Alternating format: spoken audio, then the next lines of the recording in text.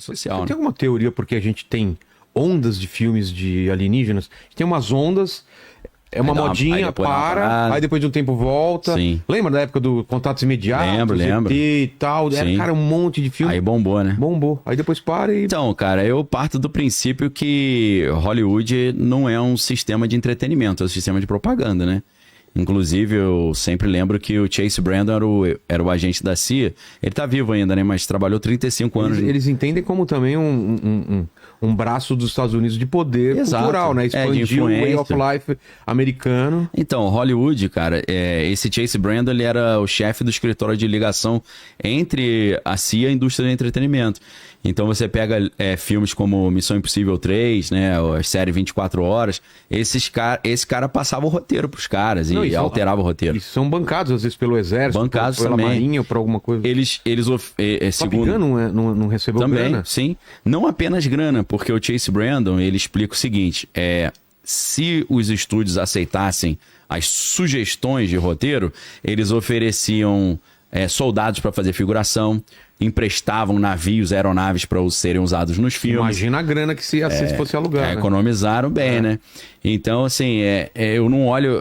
lembrando que eu fui instrutor do curso avançado de operação psicológica no Exército, né? Então, eu olho por esse lado, né? Eu tô vendo ali a propaganda que tá rolando. Então, Hollywood sempre tem algum tipo de propaganda acontecendo. Agora, tem um dos irmãos Baldwin, que eu esqueci qual que é, porque tem mais novo, 500 mais velho, irmãos. É o dos que é mais novo. Só. Esse cara, acho que não é Daniel Baldwin, não, acho que é o outro. Um dos mais velhos lá teve aquele problema da arma, não foi? Foi. Aí foi o... Cara, terrível essa parada. Qual é o nome dele?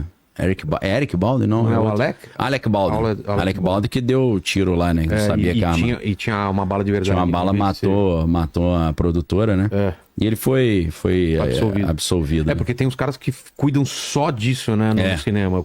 Maluquice, a única função do cara é cuidar da arma de fogo e substituir a bala normal pela bala. Porque é um revólver, eu não sabia, é um revólver de verdade que eles usam. Era de verdade, era um revolvão violento, né? Então, explodiu a coitada da menina lá. Tá louco. E parece aquela história do Brandon Lee, né? Filho do Bruce Lee, né? História mal contada pra caramba. Aquela cena em cima da mesa que todo mundo tá tirando.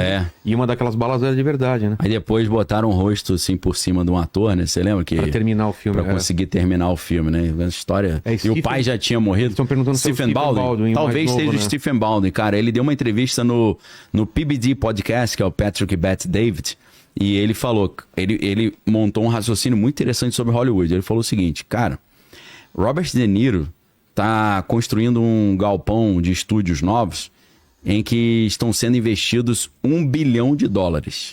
Ele falou, cara, quantos filmes ele vai ter que fazer para recuperar esse investimento? Aí ele disse, filmes de animação são os filmes mais rentáveis, mas são... Que dá mais lucro, você tá falando? Que dá mais lucro, mas proporcionalmente é uma quantidade menor comparado com os filmes tradicionais. Então ele levanta uma reflexão que é a seguinte, os caras não estão buscando dinheiro, lucro, senão estariam fazendo animação. Por que eles estão gastando tantos bilhões para criar esses estúdios novos e fazer esses filmes tradicionais? Eles têm um outro interesse. Que outro interesse é esse do negócio ser subsidiado, não precisar dar lucro e o pessoal botar dinheiro? É a propaganda, é o controle comportamental, é a estratégia de operação psicológica, é a engenharia social. Então, Hollywood, quando começa a falar de alienígena, eu acho que paulatinamente eles estão preparando essa ideia de que em algum momento a gente vai ser invadido por alienígenas e teremos que escolher um líder único global para livrar a humanidade. Essa ideia, ela é uma ideia que parecia coisa de Independence Day, né? Mas quando você se lembra que Ronald Reagan falou isso na Assembleia Geral da ONU em 1989... que ele falou, se a gente tivesse... lembrando que contexto de Guerra Fria ainda, né? Rússia e Estados Unidos brigando ali pela hegemonia global. Ele falou, se nós tivéssemos uma invasão alienígena, acabaria a Guerra Fria, porque a União Soviética e Estados Unidos teriam que se unir para lutar com esse invasor de fora. Aí você fala, cara, ok, o presidente da República falar isso na Assembleia Geral da ONU, estranho. Aí depois você tem, durante a crise de 2008... o Paul Krugman, que é um vencedor do Nobel, professor de Princeton, que é um keynesiano, né? E ser keynesiano vai ajudar a entender, porque o Keynes é aquele cara que, teoricamente, salvou os Estados Unidos ou resolveu a crise de 29, né? Qual que era a ideia? A gente vai o governo vai investir em projetos de infraestrutura e tal, isso vai gerar mais emprego é renda é consumo é venda, contratação.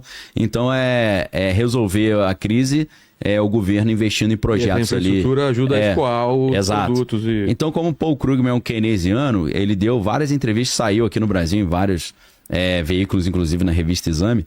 Ele falou o seguinte, depois da crise de 2008, ele falou, cara, a melhor maneira da gente resolver essa crise é se tivesse uma invasão alienígena.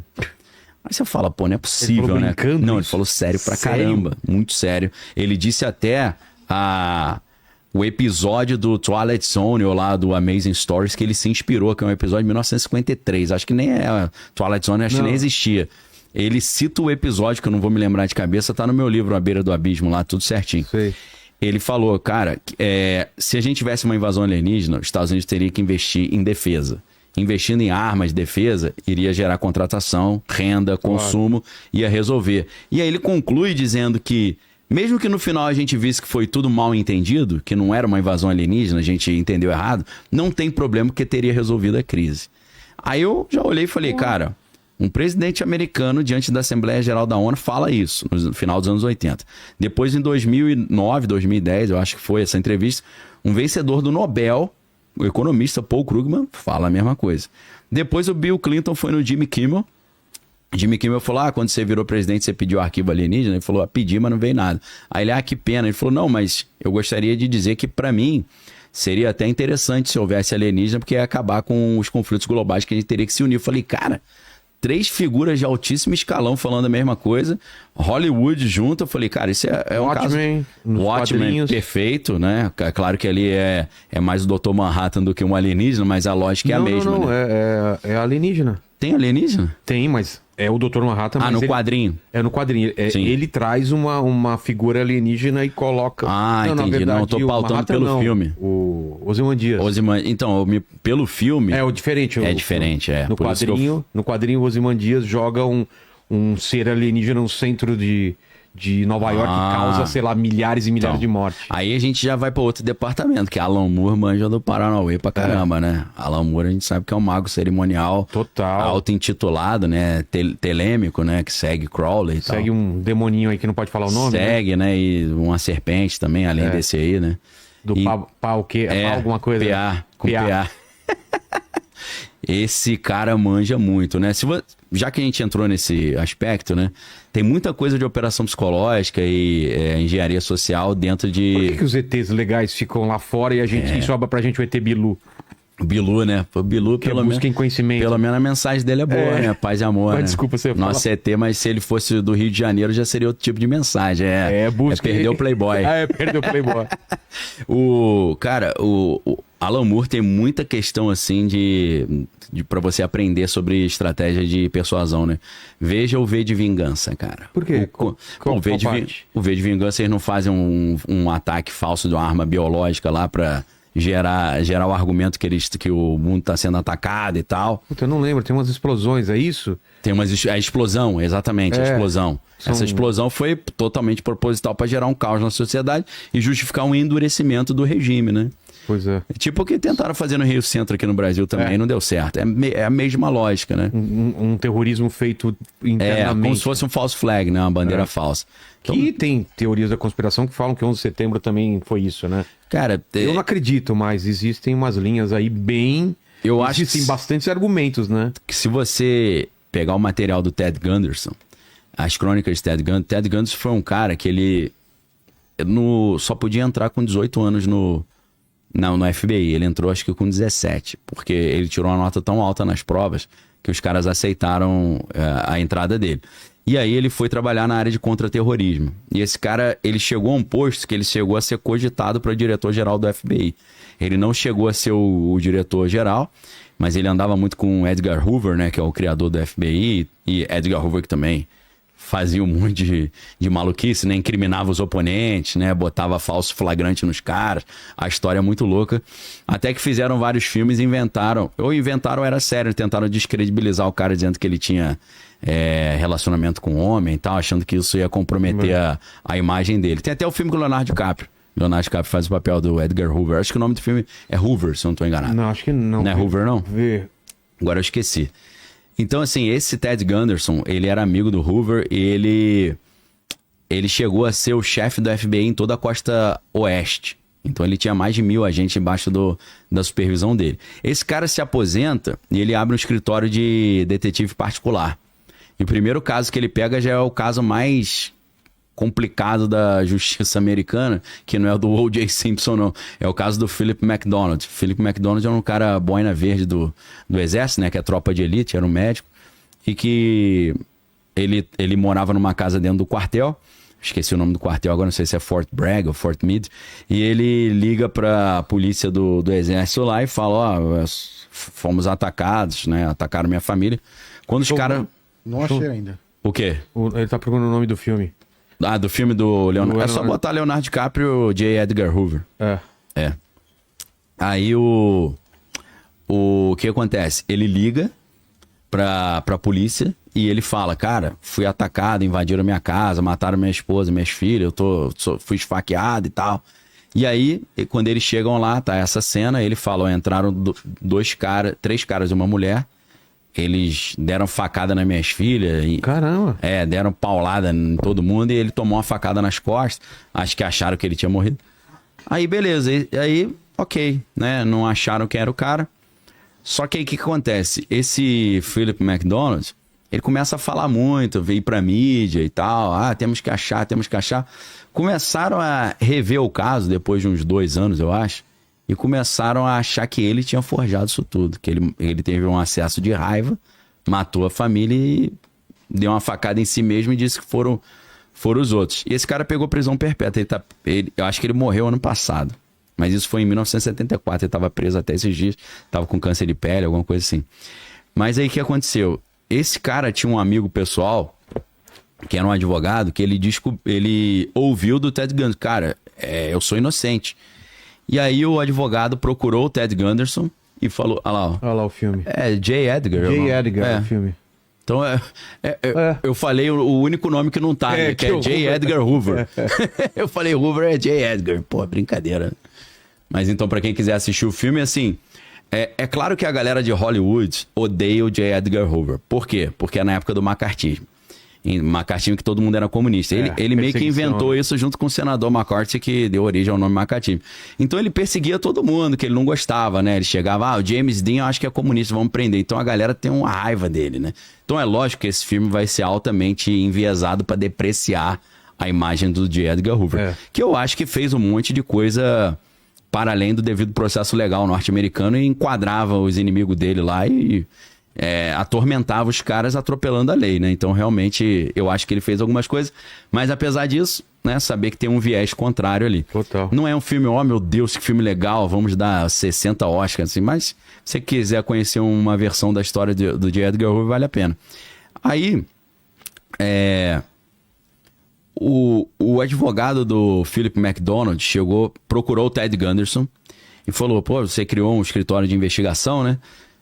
Eu tenho um caso pra você. Você é o único cara que vai poder desvendar esse caso por causa da tua patente. Você é um cara, ex-diretor setorial do FBI, você é do contra-terrorismo. Você vai conseguir me ajudar a provar que o McDonald é inocente. Aí ele viu o caso, que o cara estava sendo acusado de ter matado a esposa e as 2 filhas. E ele falou, olha, se eu descobrir que ele fez isso, eu pulo fora, que eu não vou defender bandido, não. O Ted Gunderson, você procura na internet, você tem várias entrevistas dele sobre esse caso. E tem as crônicas também, que são textos que ele deixou sobre isso. Logo no início, ele chegou nessa mulher que estava na casa. O nome dela é Helena Stockley. E eu não sei de que forma ele convenceu essa menina a confessar que ela foi uma das assassinas. E ele pegou essa menina com todas as provas ali, fio de cabelo dela, pedaço de unha, né? Porque... As filhas e a esposa, enquanto estava sendo assassinada, elas arranharam os caras, então tinha pedaço da pele embaixo da unha. Sim. Ele provou isso tudo, ele levou pra justiça, a justiça não aceitou as provas. Que doideira. E aí, nesse momento, ele concluiu que o buraco é mais embaixo. Por quê? Qual foi a situação que iniciou isso tudo? Aí tem tudo a ver com o filme O Gangster, né? Em inglês American Gangster, que é com Denzel Washington e o Russell Crowe. Que é esse filme é legal pra caramba, interessante. Baseado em fatos reais, que é a história do Frank Lucas. Frank Lucas era um cara lá do Harlem, se eu não tô enganado, que ele chegou e falou assim, poxa, acho que eu vou fazer uma concorrência aí com os traficantes de droga, né? Qual que é a ideia dele de fazer a concorrência? O primo do Frank Lucas tava no Vietnã. E aí ele pensou, cara, muita coisa de droga vem de lá, né? Vou tentar ver uma parceria com ele pra gente ver um jeito de trazer a mercadoria direto pra cá e a gente produzir aqui, a gente eliminar vários dos transportadores, né? E aí o primo do Frank Lucas, ele conseguiu fazer uma parceria lá com o pessoal do exército, por incrível que pareça. Eles mandavam a droga no caixão dos soldados mortos, cara. Olha, cara. Então essa história é verídica. E essa história desse filme American Gangster, né? Que esse aí, em português é O Gangster, né? Essa história tem tudo a ver com a história do Frank Lucas, com a história do McDonald's. Por quê? Esses aviões com os caixões, com as drogas, chegavam no quartel onde ele servia, o McDonald's. Ele descobriu isso e denunciou. E aí o Ted Gunderson descobriu que os caras que controlavam isso dentro do quartel, inclusive o comandante que recebia $1 milhão por mês só para fazer vista grossa, todos esses caras eram membros de uma mesma sociedade secreta satânica. Nossa. E o promotor que pegou o caso também era, o juiz que pegou o caso também era. E o Ted Gunderson provou isso tudo, mas não foi pra frente. Além disso, tentaram matá-lo várias vezes, né? Por vários motivos.